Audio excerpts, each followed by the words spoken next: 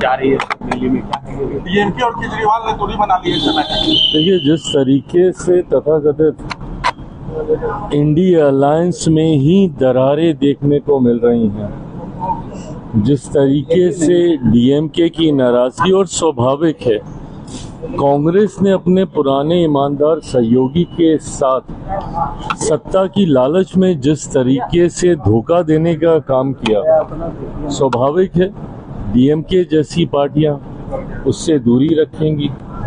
ताजुब तो मुझे ममता जी का है कि जिस उत्साह के साथ ममता जी इस बार इंडिया अलायंस की बैठक में हिस्सा लेने के लिए एक दिन पहले ही वहां पर उपस्थित हो गई हैं, ये वही ममता बनर्जी जी हैं जिनके बारे में जिस तरीके से राहुल गांधी जी के द्वारा बंगाल चुनाव के दौरान अपशब्दों का इस्तेमाल किया गया था, उनके भ्रष्टाचार, उनकी पार्टी के द्वारा हिंसा को बढ़ावा देने का आरोप तक लगाया गया था, उसके बावजूद आज वो जिस तरीके से पहुंची हैं, ये दर्शाता है कि ये अलायंस कहीं ना कहीं एक समझौता है, एक दूसरे की बुराइयों को छुपाने के लिए, एक दूसरे की कमजोरी को छुपाने के लिए, और इसीलिए कभी भी ये अलायंस सफल नहीं हो पाया।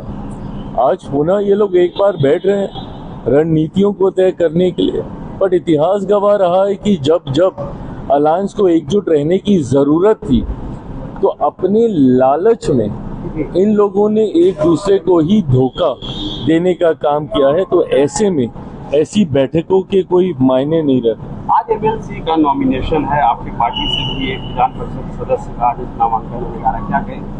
नहीं, देखिए, ये स्वाभाविक प्रक्रिया का हिस्सा है।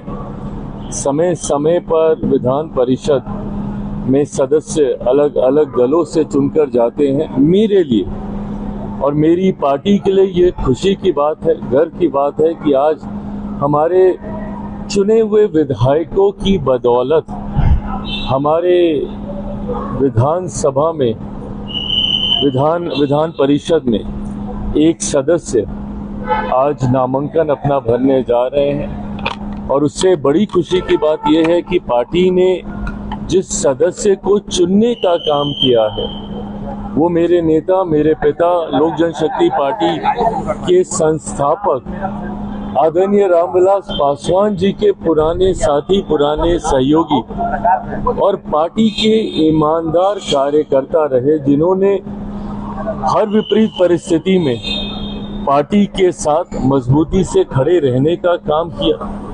कभी पार्टी से कुछ मांगा नहीं, कभी पार्टी से कुछ उम्मीद नहीं रखी, और निस्वार्थ पार्टी की वो सेवा करते रहे। आज ऐसे व्यक्ति को, अशरफ अंसारी जी को, पार्टी ने चुनकर विधान परिषद में भेजने का फैसला लिया है, जहां ये पार्टी के लिए यकीनन एक खुशी का लम्हा है, वहीं कार्यकर्ताओं के मनोबल बढ़ाने का लम्हा है। तो वहीं मेरे नेता, मेरे पिता आदरणीय रामविलास पासवान जी जहां कहीं भी होंगे, यकीनन पार्टी के इस फैसले से वो भी गर्व कर रहे हैं। राबड़ी परिवार ने अपना सुरक्षा वापस कर दिया है, अब निशा बातें भी करिए कि हम अपना सुरक्षा नहीं लेंगे। देखिए, मुझे नहीं लगता कि इन चीज़ों पे कोई राजनीतिकीकरण होना चाहिए। समय समय पर परिस्थितियों के अनुकूल सुरक्षा बढ़ाई जाती है, घटाई जाती है। मैं खुद कितनी बार मेरी सुरक्षा बढ़ाई गई, घटाई गई, हटाई गई, फिर दोबारा बढ़ाई गई। तो परिस्थिति के अनुरूप ये फैसले लिए जाते रहे हैं। ऐसे में जो सुरक्षा आपको मुहैया कराई गई है उसको पूरी तरीके से नकार देना ये भी उचित नहीं है। जिस भी श्रेणी की सुरक्षा आपको दी गई है, इस सोच के साथ दी गई है कि कल को किसी प्रकार की कोई अप्रिय घटना ना घटे, पर इसमें राजनीतिकीकरण इसका करते हुए पूर्णतः सुरक्षा हटा देना और सरकार के द्वारा जो भी सुरक्षा दी गई है उसको स्वीकार न करना और इसको एक राजनीतिक रंग देना, मैं मानता हूं ये उचित नहीं है। अनुभवी परिवार है, आज से नहीं दशकों से ये परिवार राजनीति में रहा है।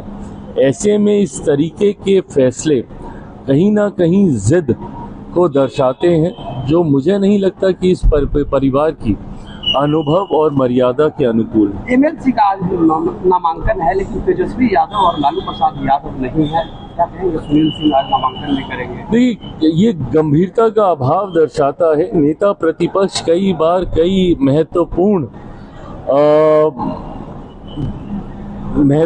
लम्हों पर उनकी उपस्थिति का नहीं होना, उनका उपस्थित नहीं रहना दर्शाता है कि जितनी गंभीरता अपने पद को लेकर उनमें होनी चाहिए शायद वो नहीं है।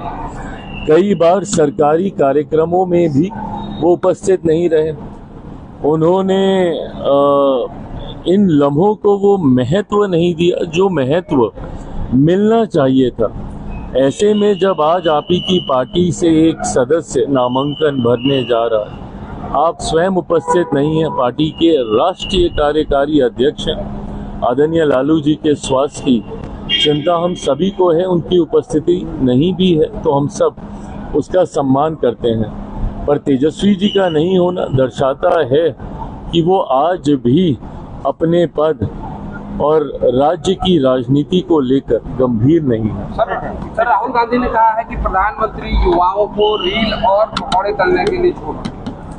देखिए, जिस तरीके से राहुल जी ने समय समय पर शब्दों की मर्यादा को गिराते हुए राजनीति को हल्के विषय के साथ जोड़ने का प्रयास किया है, ये कहीं ना कहीं उनके अनुभव की कमी को दर्शाता है। राजनीति में अपरिपक्वता को, उनका इमेच्योरिटी ये दर्शाने का ये काम करता है। ऐसे में ये तमाम बयानबाजी उसी दिशा में आज की तारीख में, जब देश में इससे ज़्यादा महत्वपूर्ण और गंभीर विषय हैं जिनको विपक्ष होने के नाते उनको रखना चाहिए और सरकार होने के नाते, सत्ता पक्ष होने के नाते हम सब की नैतिक जिम्मेदारी है कि हम उसका जवाब दें और हम लोग जवाब देंगे भी। पर जब वो स्वयं बातों को इतना हल्का कर देते हैं तो दर्शाता है कि वो खुद ही गंभीर विषयों को लेकर गंभीरता नहीं रखते हैं।